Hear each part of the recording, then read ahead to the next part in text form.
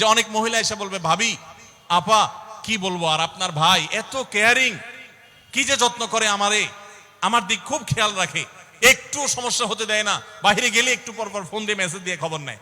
বুঝবেন যে সাক্ষাৎ শয়তান হাজির হয়ে গেছে। এই লোক হয়তো সৎ উদ্দেশ্যে বলছে, কিন্তু শয়তান তাকে দিয়ে বলাচ্ছে আপনাকে অশান্তিতে ফেলার জন্য। মনে রাখবেন, যারা নিজেদের তারিফ করে তারা হয়তো পজিটিভ মানুষ দেখে তারিফ করে, তাদের সংসারে এমন এমন অশান্তি হয় যেগুলো হয়তো আপনাদের হয় না, শুধুমাত্র শয়তান ওইগুলো আপনার সামনে হাজির করছে। খবরদার, ওইগুলো দেখে খুব সহজে একে অন্যের প্রতি জাজমেন্ট করতে যাবেন না। তাহলে দাম্পত্য জীবনে সুখ শান্তির জন্য অন্যের সুখের মিথ্যা গল্প শুনতে যাবেন না।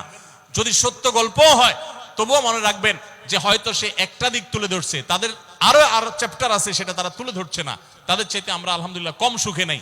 নিজেদের পজিটিভ গুলো দেখার চেষ্টা করবেন। 8 নম্বর, ক্ষমা করতে শেখা। দেখুন, ক্ষমা করতে না পারলে দাম্পত্য জীবনে কেন, কোন জীবনে আপনি কখনো সুখী হতে পারবেন না। সবকিছুকে অনেক বড় করে দেখবেন না, অনেক কিছুকে ক্লোজ করবেন, ছোট করবেন। এবং মনে রাখবেন, আল্লাহ তাআলা ক্ষমাশীলকে ভালোবাসেন। কোরআনে আল্লাহ তাআলা একাধিক জায়গা বলেছেন, যারা ক্ষমা করে আল্লাহ তাদেরকে ভালোবাসেন। আপনি যদি বলেন যে কতবার ক্ষমা করব, যতবার আপনি আল্লাহর কাছে ক্ষমা আশা করেন, আপনি আপনার স্ত্রীকে, আপনি আপনার স্বামীকে, আপনার জীবন সঙ্গীকে, যে কোনো মানুষকে ততবার ক্ষমা করবেন। আপনি জীবনে একই পাপ কতবার করেন, আল্লাহ মাফ করবেন আশা করেন না? তাহলে আপনার আল্লাহর বান্দাকে কেন আপনি ক্ষমা করবেন না? বিধায় ক্ষমা করা এটা শিখতে হবে। কখনো কোনো ভুল হয়েছে বুঝতে পারলে পণ্ডিতি না করে সাথে সাথে ভুল স্বীকার করা জানতে হবে, যে হ্যাঁ এটা আমি ভুল করেছি। হ্যাঁ, এটা স্বীকার করলে সে একটু মাথায় উঠে যাবে, সে একটু লাই পেয়ে যাবে, পাক। কিন্তু এটা একটা ভালো গুণ, পরবর্তীতে এটাকে ব্যালেন্স করতে পারবেন অন্যভাবে। ভুল স্বীকার করবেন। মেয়েদের সাথে বিশেষ করে যখন ঝগড়াঝাটি হয়, কোনো কিছু হয়, মনে করেন ঝগড়া তুমুল আকারে চলে গেছে, এখন আপনার স্ত্রী আপনার মৃত্যুদণ্ড জারি করবেন, জাস্ট এটা বাকি আছে। এই টাইমটাতে আপনি যদি চান যে এই রাগের পারদকে পাতাল থেকে মুহূর্তের ভিতর, আমি আকাশ থেকে মুহূর্তের ভিতরে পাতালে নামায় আনবো, আগুনের সাথে সাথে পানি করব, একটা বুদ্ধি, একটা কাজ করবেন, সাথে সাথে পানি হয়ে যাবে। সেটা কি? এতক্ষণ যা তর্ক করছেন, এখন বলেন যে আসলে তুমি ঠিক বলছো, আমারটা ভুল, ব্যাস দেখবেন যে আগুন পানি হয়ে গেছে সাথে সাথে। তো ভুল স্বীকার করতে পারে, এটা শুধু স্বামীরা না, স্ত্রীদের ক্ষেত্রে একই কথা প্রযোজ্য। এটা অনেক বড় একটা গুণ, বিশেষ করে ক্ষমা করতে পারা। ক্ষমা করতে যারা পারে না তাদেরকে আল্লাহ ভালোবাসেন না। আল্লাহ তাআলা বলেছেন যে আল্লাহ তাআলা ক্ষমাশীল মানুষদেরকে ভালোবাসেন, বিধায় আমরা ক্ষমা করতে শিখবো ইনশাআল্লাহ। 9 নম্বর হলো, শয়তান যে সমস্ত জায়গাতে ধোঁকা দেয় এই জায়গাগুলোকে ক্লিয়ার রাখা। যেমন একটা পয়েন্ট বলি, স্বামী স্ত্রীর মধ্যে কিছু কিছু জিনিস প্রাইভেট থাকতে পারে।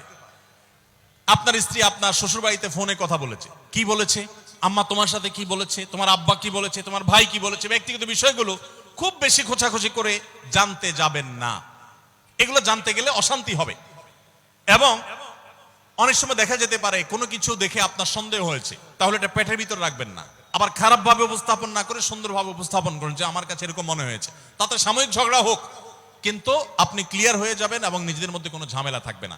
শয়তান বিশেষ করে ওয়াসওয়াসা, কুমন্ত্রণা, সন্দেহের রোগ দিয়া দাম্পত্য জীবনে সবচেয়ে বেশি অশান্তি তৈরি করে। এই জন্য সন্দেহকে কোনো স্থান দিবেন না। যখনই সন্দেহ আসবে বুঝবেন যে শয়তান এটা সৃষ্টি করছে। সর্বশেষ 10 নম্বর হলো, শাসন করার যদি কখনো দরকার হয়, স্বামী হোক আর স্ত্রী হোক বা সাধারণ মানুষের ক্ষেত্রে এটা প্রযোজ্য, রাগের মাথায় কখনো শাসন করবেন না। শাসন করতে হলে মাথা গরম হয়ে গেছে একটু সবর করবেন, ঠান্ডা মাথায়, শীতল মাথায় তারপরে শাসন করবেন। যখন রাগ উঠছে তখন কিছু বলতে যাবেন না। আপনার রাগ উঠছে আজকে, আপনি নিয়ত করেন আগামী 24 ঘন্টা পর এটার আমি বিচার করব, একটা বিহিত করব, এটার আমি কিছু একটা করে ছাড়বো। 24 ঘন্টা টাইম নেন, ইনশাআল্লাহ আপনি নিশ্চিত থাকেন 24 ঘন্টা পর যদি আপনি এটা নিয়ে বসেন, তাহলে আপনার এই বসাটা অনেক বেশি হবে ন্যায়সঙ্গত। এটাতে কোনো প্রকার সীমালঙ্ঘন থাকবে না, রাগের চোটে অন্যায় আচরণ হবে না, জুলুম হবে না, বাড়াবাড়ি হবে না, যথাযথ শাসন হবে। যে কোনো মানুষের ক্ষেত্রে এটা প্রযোজ্য। আপনার একটা ছেলে এমন কোন অন্যায় কাজ করছে, আপনি এখন তাকে মাথা হট হয়ে গেছে, এখন শাসন করতে গেলে জুলুম হয়ে যেতে পারে, একটু সবর করেন, সময় নেন, দেখবেন রাগটা প্রশমিত হয়ে লেভেলে চলে আসছে। এরপর যদি শাসন করেন দেখবেন জুলুম হবে না। তো স্বামী স্ত্রী উভয়ের ক্ষেত্রে একই কথা প্রযোজ্য। ঝগড়া যখন করতে মন চায়, মেজাজ যখন গরম হয়, তখন না করে একটু পরে করেন। আমি সৌদি আরবে প্রবাসে যখন ছিলাম, আমি দেখেছি অনেক বাংলাদেশি ভাইয়েরা, তখন নেটের এত বেশি প্রচলন ছিল না, তারা মোবাইলে একটার পর একটা কার্ড রিচার্জ করতো 50 রিয়াল 100 রিয়াল দিয়া। কেন? শুধুমাত্র বউয়ের সাথে ঝগড়া করার জন্য। কিসের জন্য? কারণ কথা বলতেছে, মনে করেন কোন একটা বিষয় নিয়ে তুমুল বিশ্বযুদ্ধ বেঁধে গেছে দুজনের, এখন এই পাশ থেকে ওই পাশ থেকে কথা চালাচালি ঝগড়াঝাটি চলতেছে, চিল্লানি চেঁচামেচি, হঠাৎ করে লাইন কেটে গেছে, ব্যালেন্স শেষ, দৌড় দিয়ে চলে গেছে দোকানে, এই তাড়াতাড়ি একটা কার্ড দেন ভাই, তাড়াতাড়ি রিচার্জ করতেছে। কেন? তাকে এখন কি করতে হবে?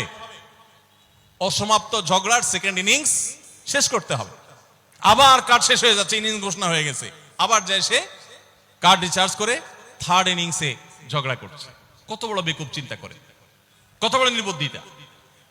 এই ঝগড়াটা স্বামী স্ত্রী যদি দুই জায়গায় থাকেন, ফোনে যদি ঝগড়া হয়, আমি বুদ্ধি দেই যে ফোনটা যখনই দেখলেন যে ঝগড়া শুরু হয়ে গেছে, তখন সাথে সাথে মোবাইলটা অফ করে ফেলান। অফ করে 3 দিন মাত্র রাখেন, অন্য একটা নাম্বার বাটন ফোন দিয়ে আপাতত অফিসের কাজ কাম ছাড়েন, আর বইয়ের সাথে যোগাযোগের নাম্বারটা 3 দিনের জন্য বন্ধ রাখেন। 3 দিন পরে মোবাইলটা আস্তে করে ওপেন করেন। এবার নিয়তি করেন যে ঝগড়া এটাই হবে, বরে বলবেন দেখো তোমার সাথে ঝগড়া এখানে এই পর্যন্ত থামতেছে, আমরা এখান থেকে আবার শুরু করবো ইনশাল্লাহ 3 দিন পর। 3 দিনের বিরতি দিচ্ছি, যুদ্ধবিরতি। 3 দিন পরে যদি শুরু করেন, আমি তো দায়িত্ব নিয়ে বলতে পারি, লিখিত দিতে পারি আপনাকে, 3 দিনের পর যখন আবার নতুন করে শুরু করবেন, ইনশাআল্লাহ দেখবেন আগের ঝগড়ার যে দুইজনের একজনেরও আর কিছুই নেই।